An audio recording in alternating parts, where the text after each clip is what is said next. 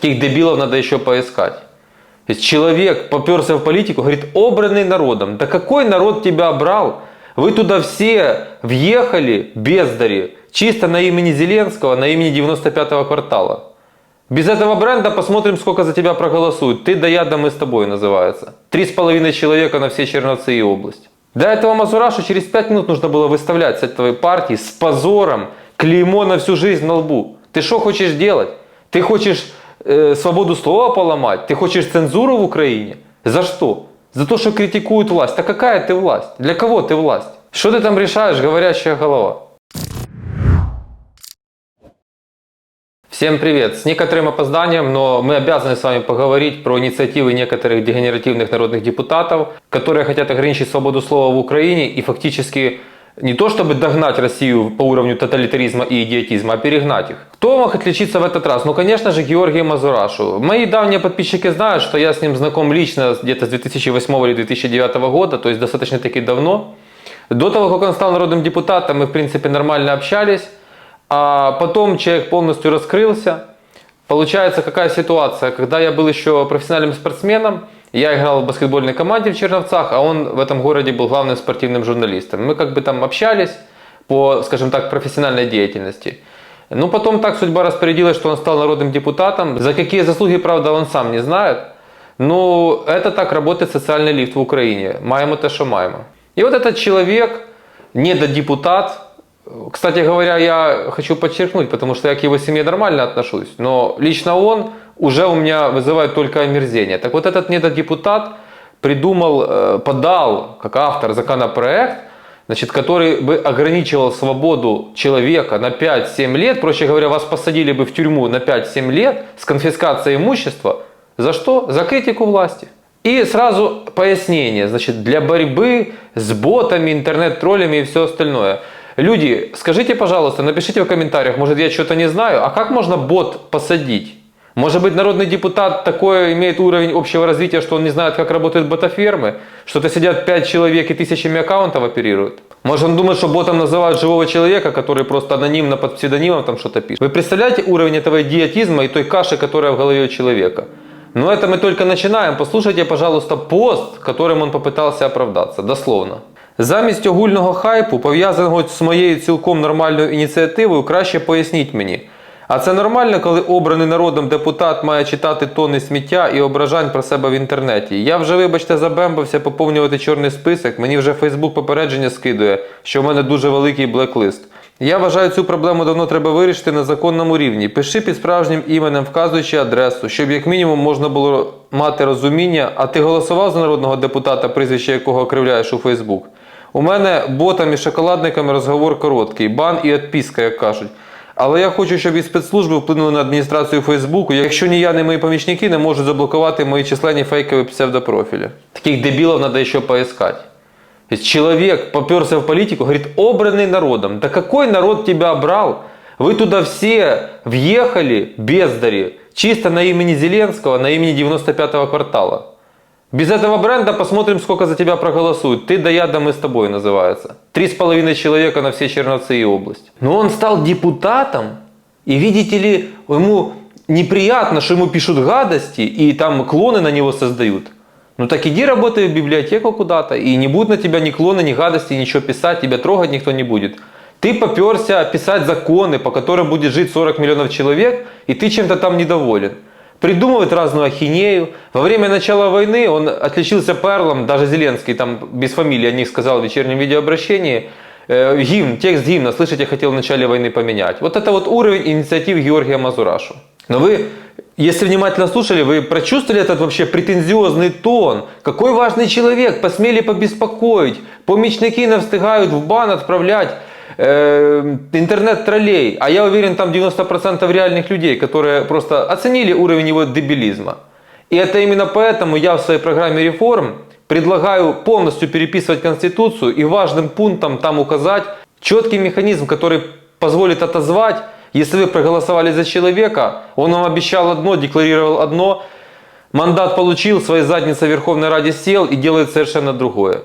Вот именно для таких случаев и тому подобных. А еще у Мазурашу есть такой дружок Петр Мага. Вони спілкуються тільки на українській мові, дуже щирі патріоти. Но этот Петр Мага долго работал там на подтанцовке у Савика Шустера, а потом, когда там Савика то выгоняли со стороны, то что-то еще, там не выходила передача, он очень плотно засел на каналах Медведчука. А потом и сам Мазурашев, когда стал депутатом, ходил там на каналы эти тоже прописался. Важный человек, сидел на очень многих эфирах. А может это не случайно? А как же так получается? Что два таких патриота на каналах Медведчука ошивались. А может надо что-то проверить, нет? И он там обращался к спецслужбам в Facebook, слышите, чтобы украинские спецслужбы пожаловались в Facebook. То есть человек готов уже цензурировать. Вот так вы в принципе голосуете. Вам вывеску Зеленский поставил. Ой, это же Георгий Мазурашев. А какие стоят дела за этим человеком? А в какой сфере он является профессионалом? А какой уровень его знаний? А он нам задекларировал, кто он? Он хоть одно рабочее место в жизни создал? Он, может, ученый? Вообще, какие реальные дела стоят за этим человеком? В Украине есть очень пагубная привычка голосовать за личности. От депутатов местных советов до президентов, когда-то за Януковича. Ну, высокий, широкоплечий мужчина. Скажите, это уровень развития вообще Homo sapiens или нет? Вообще, конечно, так всерьез кому-то рассказать. То есть человек реально... И говорит, а чего вы возмущаетесь? Человек реально способен росчерком пера сажать на 5-7 лет за критику. Потому что царь, барин, сел на трон, как он себя считает, целый народный депутат. Какой важный человек. Знаете, я начальник, ты дурак. Все, у него мандат, он лучше нас с вами знает. Вот таких Зеленский привел депутатов. А теперь лучший друг Зеленского Кошевой дает интервью и там повторяет о том, что воевать, ну что я на фронте сделаю. Мне интересно, а 20-25-летнего пацана кто-то спрашивает, когда на Бахмуте на ноль отправляют и их там убивают? Вот эти двойные стандарты меня просто убивают. Меня просто, ну, Кошевого хотя бы головы хватило, я не знаю, он, ну, скорее, сам не хотел, хоть Кошевой не замазался в этой политике. Так нам и таких чудиков туда посадили. И ничего не сделаешь, надо ждать каденцию. Это нормальная система, вы считаете? Напишите в комментариях. Понимаете, он же там не один такой, там же их таких толпа. Вот я про Червинского выпустил видео, а Марьяна Безуглая, которая, кстати, законопроект Мазурашу тоже откомментировала, что, мол, надо какую-то психиатрическую экспертизу, что ли, проводить депутатам. Так Марьяне Безуглой и Мазурашу точно надо ее провести. Она написала, что поудаляла всех тех, кто лайкнул посты в поддержку Романа Червинского.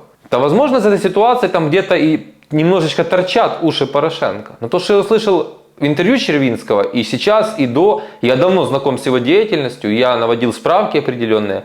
Но пока что все, что он говорит, ситуации подтверждаются. Но Марьяна Безуглая, которая, конечно, на заборе прочитал, работает на Ермака, делает такие вещи. Где понабирали этих людей? Их понабирали по объявлению на столбах? Но не обижайтесь, в принципе, виноваты мы. Не они, потому что эти фамилии могли с легкостью заменить. Вообще, я уже вам рассказывал, но просто новые люди смотрят.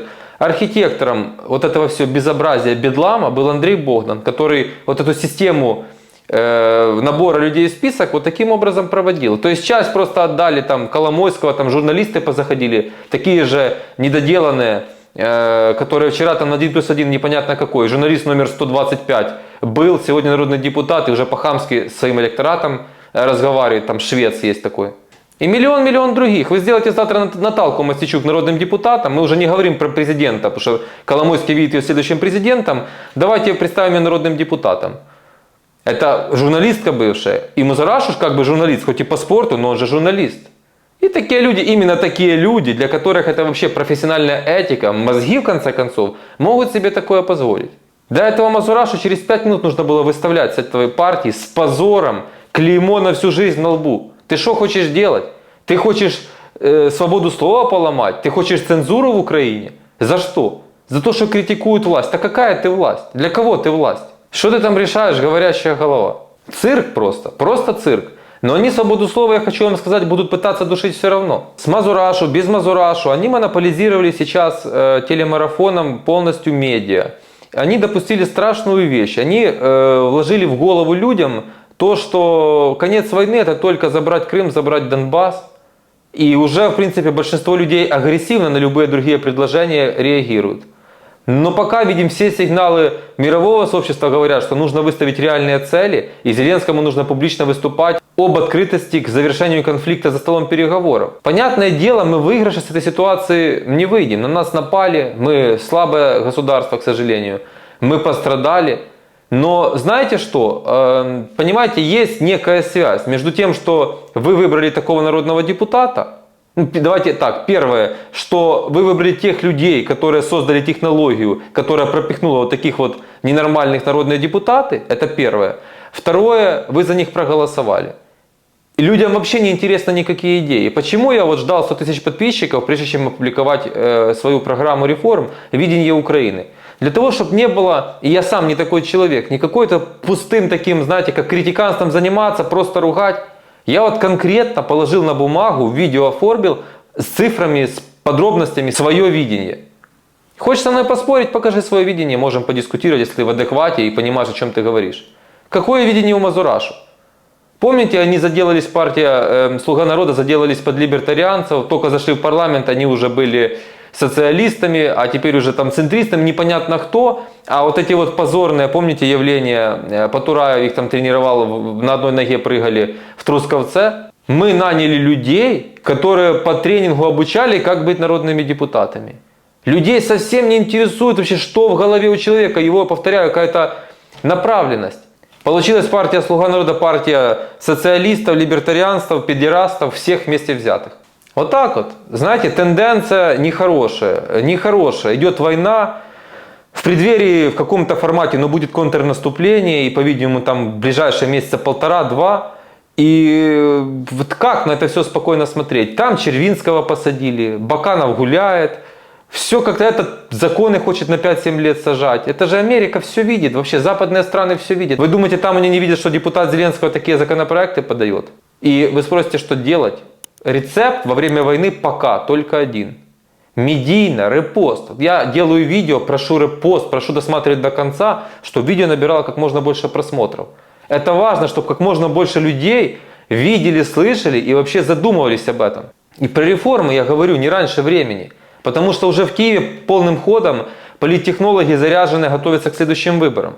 И чтобы не получилась такая ситуация, что закончится война, а у них уже готовый план, они уже знают, как дальше деребанить Украину. Самое страшное даже не это, а страна будет жить в прежней парадигме. Если не изменим систему, ничего не получится. Будут и дальше вот такие ненормальные депутаты туда проходить. Вообще, в конце концов, все сводится к банальному самоуважению. Если вы себя как человек, как личность, как гражданин Украины, а это теперь почетно, потому что украинский народ теперь героический народ, если вы можете прийти в избирательный пункт или дома на кухне всерьез обсуждать, что такие люди и тому подобное это нормально, значит нет никаких у нас шансов новую Украину построить. Вы должны всегда взгляды этого человека понимать. А вот вопрос экономики расскажи, а вот расскажи вопрос судов, судебной реформы, а вот военная сфера, что ты думаешь, а вот по образованию, что ты думаешь, а по медицине, что ты думаешь, 5-е, 10-е. И тогда у вас сложится картинка, что в голове, а главное, вам будет легко потом проверить. А он это декларировал, выполняет, или он взял мандат в руки, туда зашел и уже совершенно другие вещи творит. Или может это вообще какой-то городской сумасшедший. Пока мы видим Мазурашу безуглые, какие-то фотографы, какие-то там полусепаратисты-спортсмены, которые получили мандат, потом на Медведчука начали подыгрывать. Сколько агентов спецслужб там находится. Там еще один кум Медведчука находится в партии «Слуга народа». Да, который, я рассказывал, сигареты продает. Потом туда попал лысый такой, Шевченко, кажется, фамилия, белорусский КГБшник, который Лукашенко нахваливал, на поклоны ему ездил. Этих же людей туда как-то провели.